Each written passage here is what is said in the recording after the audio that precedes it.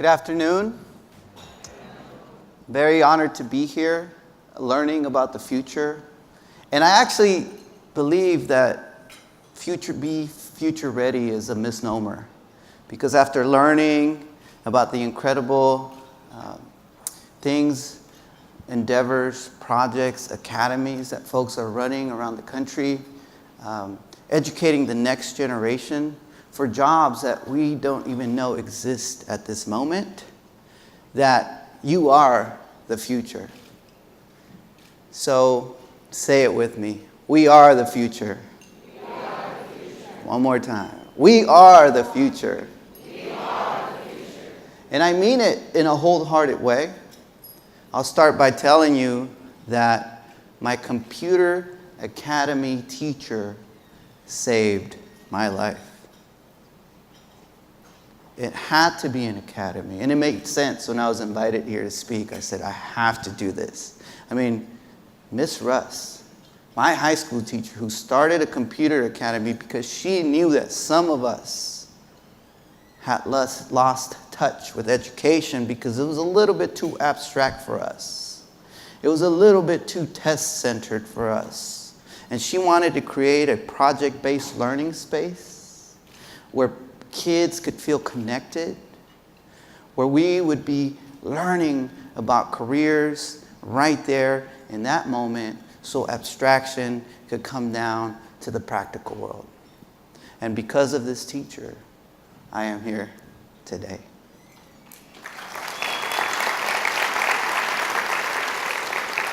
So I know you've been learning a lot of incredible applications, a lot of incredible ideas the last couple of days. And today I just want to finesse just one more of those messages. And that is to add the E, an additional E, to the STEAM that we work with. Right? So we do science, technology, engineering, art is important, mathematics, and we add one more E in between there. And that's emotion. Because it's important for us to understand, especially with the adolescent brain, that we cannot learn unless those pathways have been cleared at an emotional level. So before moving on to this part, I want to introduce you to a little bit of my own personal journey. Now, another in our series on the nation's high school dropout crisis. Tonight, one man's journey from gang member and dropout to professor, and his efforts to keep other young men from making his mistakes. Ray Suarez has our American graduate story. My name is Victor Rios. In 1994, this was me. I was introduced to the nation in a Frontline documentary. I was a gang member, a juvenile delinquent, and a high school dropout.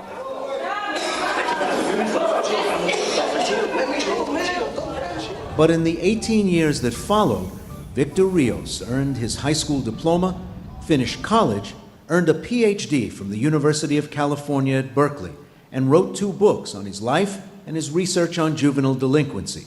He now teaches sociology at UC Santa Barbara and helps at-risk youth navigate the perils of adolescence. I'm sure you're closer to some people than others.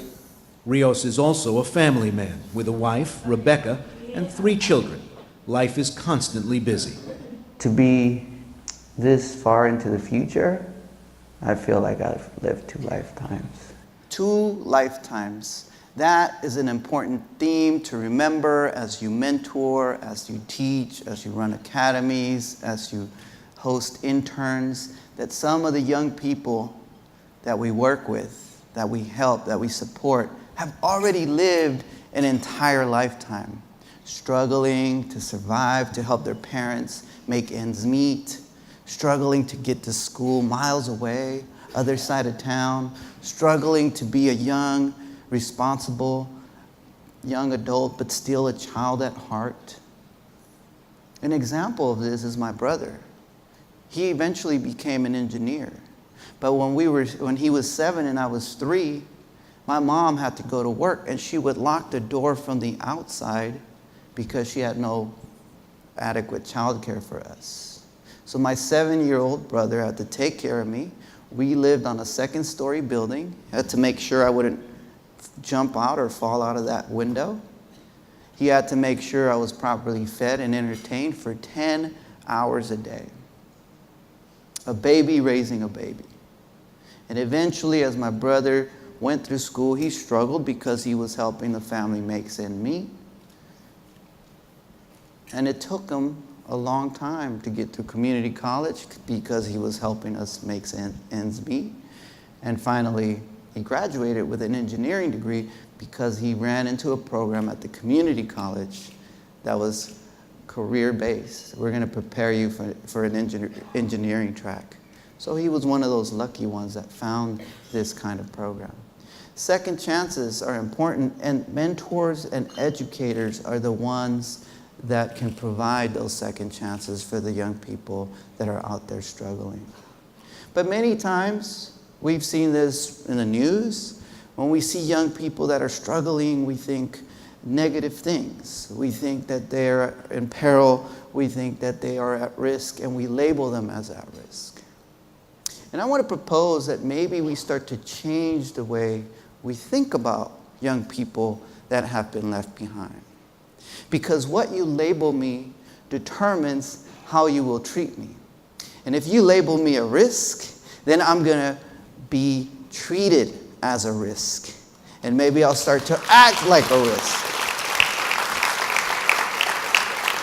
So instead of at risk, I propose at promise. Help me see my full potential. Thank you. And I know many of you in this audience already treat young people not as threats, but as assets, right? Changing the way the system has treated them and has labeled them. In fact, that's why you participate in these unique programs that are training them for the future, that are getting them career ready, that are work-based learning environments, so that this abstraction gets translated to very practical, tangible skills. Oh, this is how algebra is going to help me. Because if I learn algebra, I could gain an internship at Lenovo this summer, and maybe they'll hook me up with one of those cool yoga tablets too. So,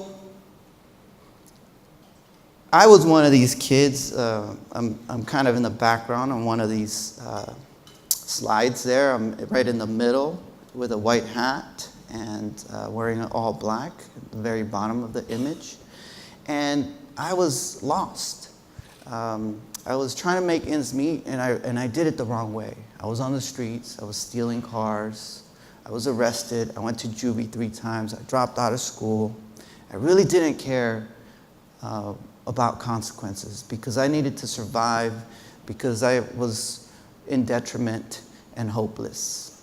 And I didn't care if I even made it to my 18th birthday. As a matter of fact, that was my attitude. I don't know if I'm going to make it to my 18th birthday, so why even try to get myself educated? And one day, when I'm a teenager, in and out of the system, my best friend gets shot and killed in front of me. And at this moment, I didn't know who to turn to. I didn't know where to go. We lived in this dire poverty where just a few months before this happened, my little cousin, he was a baby, he was my neighbor, he was 2 months old, he's sleeping in his crib, and we had big rats in the house. And in the middle of the night, they crawled on his crib and they began to chew his face up. They chewed his lips, his gums, his cheeks. By the time that his mom turned on the light, the baby was in a pool of blood. My little cousin was hospitalized for months. His little face had to be reconstructed. And it was this kind of environment that made me detrimental. This kind of environment that made me hopeless. And I knew I had no one in my life to turn to, because even within the education system, I had felt that I had been failed.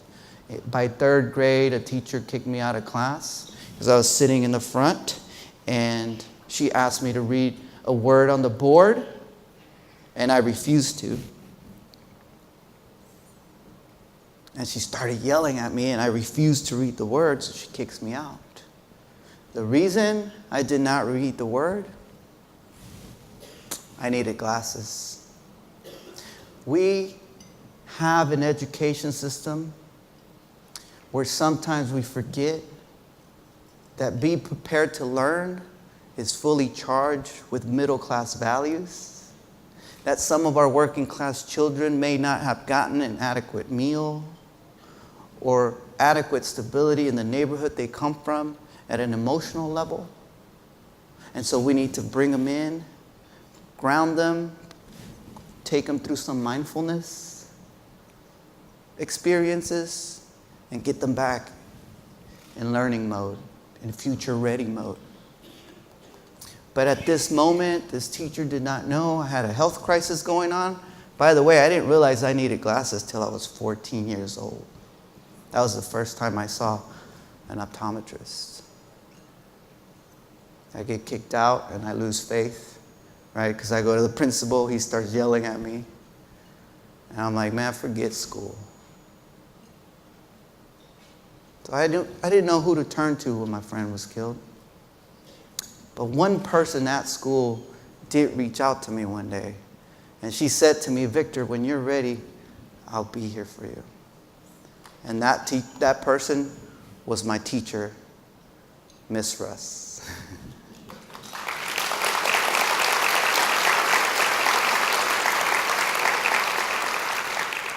You know, Miss Russ was the kind of teacher that was always in your business.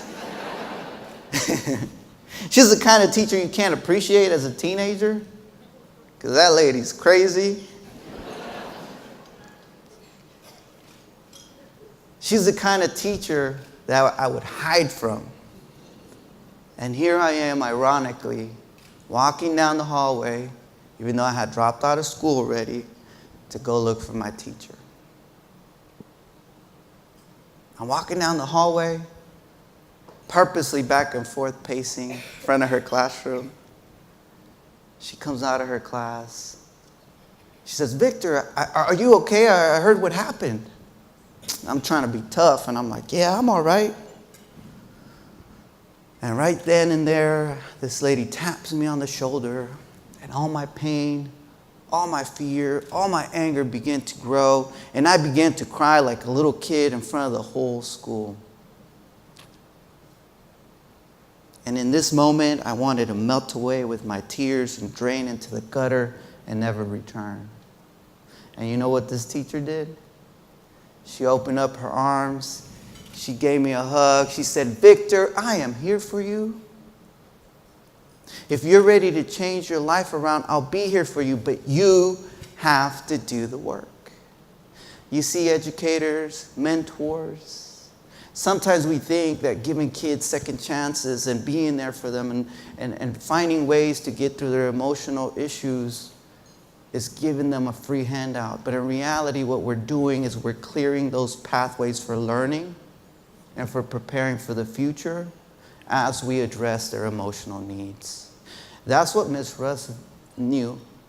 And even though she was a computer science mathematics teacher, she took the time to tap into our emotional selves, or as she would say it, teach to the heart, and the mind will follow. That's right. Teach to the heart, and the mind will follow. She would also say, I don't teach subjects, I teach students. And that's crucial to remember, to teach our staff, our colleagues. Listen, I know we're mathematicians, scientists, English scholars, but when it comes down to it, right, we're teaching human beings with emotions who come into the classroom full of energy, and we have to find ways to ground them, to connect with them emotionally, and then move forward. And there's a science behind this. You see, support from authority figures was the strongest predictor of school-appropriate behavior, positive attitudes towards school, and academic performance. when we feel that an authority figure is respecting us, we start to gain respect for the system and for ourselves. That's right. I mean, think of the workplace. This is a quintessential example. When your boss, you finish the sentence, I won't. Here it goes. My boss is a Charmer. I thought of Charmer. What did you think? What did you think of? Right? Why? Why is the boss a boop? You know why? Because they're an authority figure. And some bosses are awesome because they connect with you emotionally. They know where you're at. How are your children doing? How was that 2-day conference? How are you feeling now? Right? And others are just like, They don't even say hi. They go, They grunt. Right? But if you're an authority figure, any of you in here are authority figures, meaning you supervise people, you need to put a smile on your face. Because you're connecting at an emotional level, which leads, according to business research, to more productivity. And in the academic world, it leads to more intellectual pathways opening up. So, emotional support is key to student motivation and transformation. If we want to reach students, right, we have to do it through their emotional channels. Here's a survey. We conducted a study at a local high school. We surveyed the entire school, so 1,879 students. And look at what we found. We were surprised. We were not expecting to find this, but we found that the working class students, the low-income students, craved a lot more emotional support than the middle class students. This was an evenly split school. And it was almost 50% white and affluent, and then 50% students of color and low income. It's just that kind of community. So it was a perfect case study. And what we found with the middle class, upper class kids is that they craved more informational support. Right? They just wanted information from the teacher. And a quick example of informational support versus emotional support. So here's informational support. We're in the high school classroom here. Hey, good morning, students. Listen up. College application time's coming up soon. December's the deadline. I have the college apps here. Please apply. And the deadline is December 12th. Let me know if you need anything. So that's good, right? The teacher gave college preparation, college information. We're good to go. Here's emotional support. Hey, good morning, students. Hey, listen up. College applications time is coming up. The deadline's in December. Every single one of you in here has the capacity, the ability to make it to and through college. I believe in you. And if you need anything, I will be here to support you. Which one sounds better? The latter, right? And it sounds better because it speaks to the soul, it speaks to the heart. This also applies in the neuroscience world. We feel, therefore we learn the relevance of effective and social neuroscience to education. Learning, attention, memory, decision-making, and social functioning are both profoundly affected by and subsumed within the processes of emotion. In other words, at a cognitive level, right, if I'm angry, sad, hurt, and I walk into your schoolhouse, into your academy, into your classroom, into your workplace, I can't be as productive as I could possibly be than if we had sat down and tried to help me figure out what I'm going through. And then I feel a connection to you as the authority figure, and then I could proceed and move forward with my work day, with my school day, with my academic day. So what we did is we took all this research and we worked with 40 students that had already dropped out of high school. We wanted to see, well, how far can we take mentoring? Can mentoring really bring about a reconnection to school among students that have been left behind? I'll show you a short video clip on the program we ran in LA. You see, young people, sometimes your family struggle. And sometimes in that struggle, you find unhealthy ways to forget about that struggle. To deal with that struggle. Drugs, the streets, the hustle, abuse, self-abuse, self-hate, self-doubt, not believing in yourself, not signing up for this great program. You know what? School is not about just you. It's about your familia that has struggled. It's about your community and bringing your community up. And this is one of your opportunities to do it. Staying out of gangs, that would be the most difficult because, I don't know, like, being out of there is not that easy, you know, because you may have stopped, but your enemies always remember you, always remember who you are, your face, or like, you can't change that. You may got enough of that lifestyle, but like, your enemies are still there, they're gonna forget about you. To me, I look at the street life as a sport. It was a sport because, I don't know, a lot of things you do, but at the same time, you put your life in risk. 3, 2, 1, go! Come on, try to put your feet over. Come on. Hey, don't grab this rope, William. Hey man, I can't do it. Yeah, you can do it. Hey, lift up your left leg. Yeah, grab on from it and lift up your left leg. Hold on. Yeah. Stand up. Let's go, 3 feet, William. that's it, William. 3 feet, baby. 3 feet. Come on. Just take 3 steps. 3 steps, bro. Just 3 steps. Espérate, güey. Baja esta madre. You got it. There you go. Walk. Got you. Walk. Got you. Hold the rope and just walk, baby. 2 more steps. 2 more steps. Let's go. Just keep walking. You got it. Just do it, baby. Just focus on the rope. There you go, William. Walk, baby. You got it. Just William. walk, babe. You got it. Walk. Come on, William. You got it. I got this shit.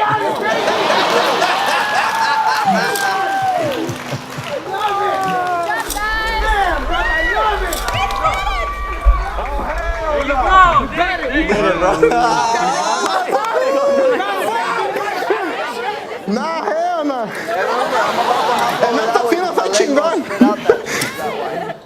I broke into it. Okay, so what we were establishing there was a continuum of care. That if we connected with this school and say, listen, you've lost these kids already, they're already out, can we connect with them? Can we bring in programs? Can we bring in mentors? Can we create workshops for parents to teach them not just how to parent, but how the system operates so that they can navigate the system. A lot of times we blame parents for their kids' failings, but in reality it's just working with them to learn how to be an advocate for their child, teaching them that skill set of being there. Before you know it, they're advocating for their child. There's no such thing as that culture does not believe in education, right? There's no such thing as a culture not believing in education. When I work with families in poor communities of all colors and creeds, guess what? Their dreams are always, I want my child to get an education and get a good job.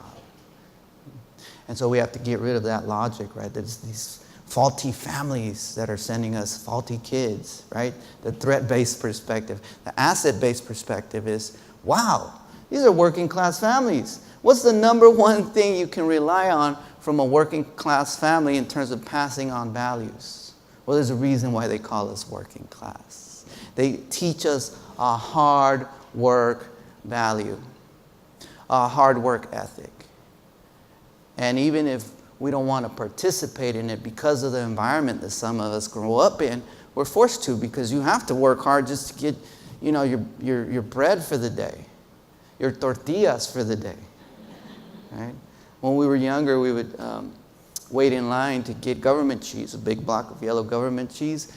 And I was telling my teacher this story. We go to the liquor store, buy tortillas, go home and make quesadillas. And my teacher says to me, in her asset-based perspective, right? She could be like, oh, look at these freeloaders, or, coming to this country and getting free government cheese. Her asset-based perspective was, wow, Victor, when life gives you cheese, make quesadillas. We created a continuum of care, learning from being inspired by my teacher, doing some research on how to do it best, and we achieved a lot of goals, right? And these are goals that you are achieving as a supporter, as a mentor, as an academy, as an educator. Accountability, attendance, a culture of respect, school spirit, and homework. When you add the E to STEAM, right, that one more E, emotion, emotional connection, these are the outcomes you get. So, speaking of practical workplace experience, let's talk about a company that does it the right way. This is a grocery store chain known as Trader Joe's. So Forbes says, hey, why are Trader Joe's customers the most satisfied in America? Raise your hand, have you ever been to a Trader Joe's? Oh, wow. Yeah, educators love Trader Joe's. I could be in some desert and Trader Joe's is 6 hours away and I'm like, you been to Trader Joe's? They're like, yep. And the reason I think educators love everyone loves Trader Joe's is because their customer care is so tuned into our well-being and emotional state. Right? I was at Trader Joe's one day and I was buying asparagus. I got a text from home, hey, we need veggies. So I bring asparagus, I buy asparagus. I'm in line. I had a long day, so I was kind of like in this down mood. And the cashier says, hello, sir, how are you doing today? I'm just like, good. And then he's like, what are you going to do with this asparagus, sir? And I'm like, I'm not going to tell you what I was thinking, all right? And I'm like, being mean, right? I caught myself being mean. I go, I'm going to cook it. Okay, sir, this is what you do. You get home, you put olive oil on the skillet on high heat. You wait for that white smoke to raise up, and that's how you know it's ready for the asparagus, sir. You throw the asparagus in there, you saute it, put a little sea salt, crushed black pepper, 2 minutes, sir. And you have perfect asparagus. By this time, I'm smiling like, whoa, thank you, man. I walk out of Trader Joe's, I'm happy, right? I go home, I cook it. It wasn't as good as he made me think it would be. But it was tasty. Here's my point, or my question to you. What if every school in America, and not just in our academies, but across the board, what if every school in America, with every employee in that school, treated children the way Trader Joe's employees treat us? That would transform education. And we could do that today. And that's my mission. Will you join me in it?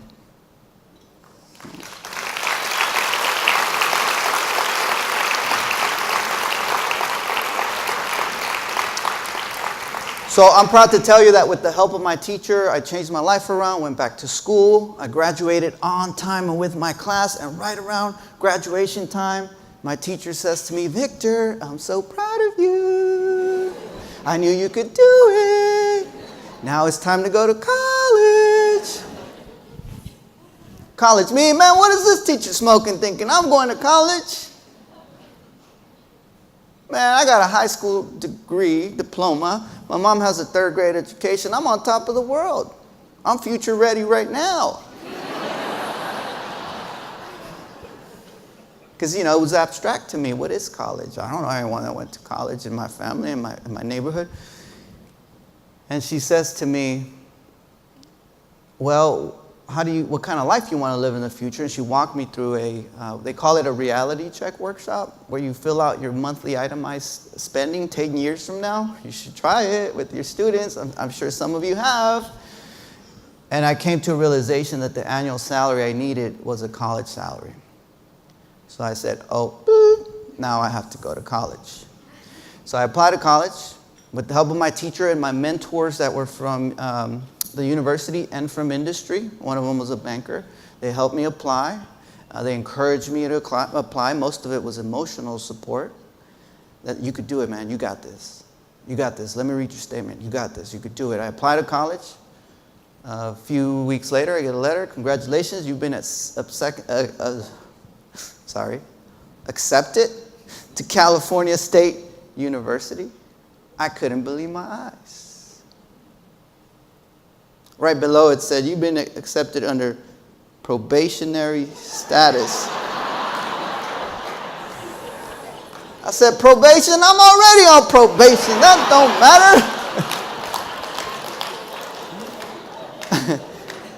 I just didn't realize that they were talking about a different kind of academic probation. I thought some guy was going to follow me around with a can of mace, you know, make sure I wasn't busting anyone up or something like that, you know. But anyway, with the help of my teacher, I made it far. I eventually went to Berkeley and received my PhD.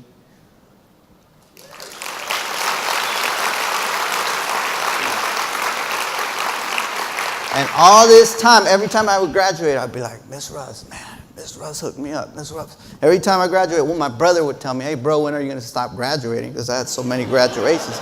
BA, MA, PhD. For PhD, was tired of going to my graduations. And one day, a few years ago, I got invited to the Obama White House to advise, thank you, to advise, go ahead, on policing and violence in America. I spoke in the Eisenhower building to his domestic policy council. And then eventually I took my little boy with me and was able to meet President Obama. And he says to my son, give me 5, don't leave me hanging. You know, that's how smooth he was, you remember, right? You still haven't forgotten him. All right. So, please don't. Please don't forget him. And then, But a term I've come up with to describe what mentors and educators do is mentor and educator projective self-actualization. I'll say it again. Mentor and educator projected self-actualization.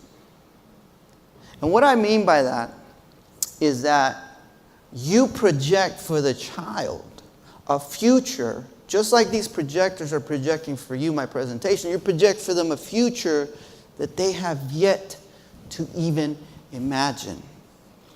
Right? And when you do that as an educator, as a mentor, as a supporter, what happens is that they start to kind of believe it. And then later on they're like, oh yeah.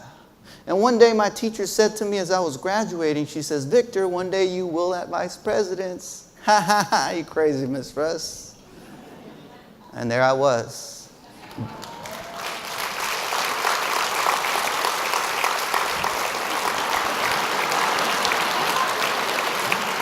And, you know, this is down the street from here, right? Across the street from here, literally, the vice president's house. So I went there for dinner. It was pretty cool. And Dr. Joe Biden and Dr. Biden, right? His wife, Dr. Biden. She's an educator too, right? Anyway, I was nervous. I went to the bathroom. I washed my hands, of course. And I looked down, and there's these little, you know, paper napkins with the seal of the vice president. So I grabbed one, dried my hands, put it in the trash, grabbed another stack, put it right here.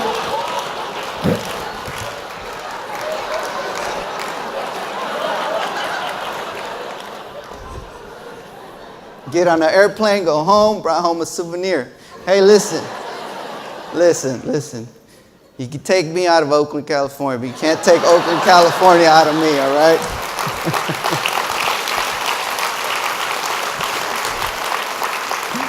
All right.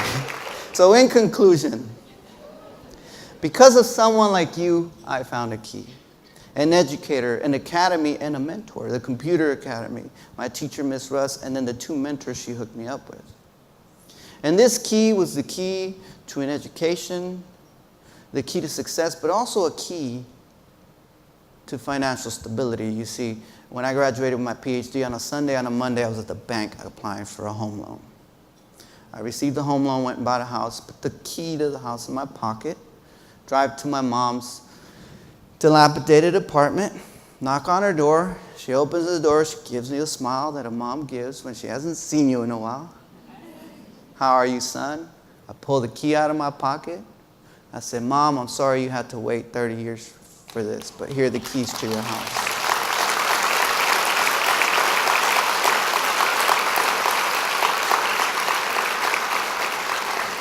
You see, educators, mentors, supporters, the work that you do is about 2 lifetimes, is about second chances, is about giving someone the opportunity to thrive and survive and have progress in their lives and bring about financial stability for themselves, their families, and their communities. Because of Ms. Russ, I am here today. And I want to thank you because every single one of you in here has a piece of that teacher that saves lives inside of you.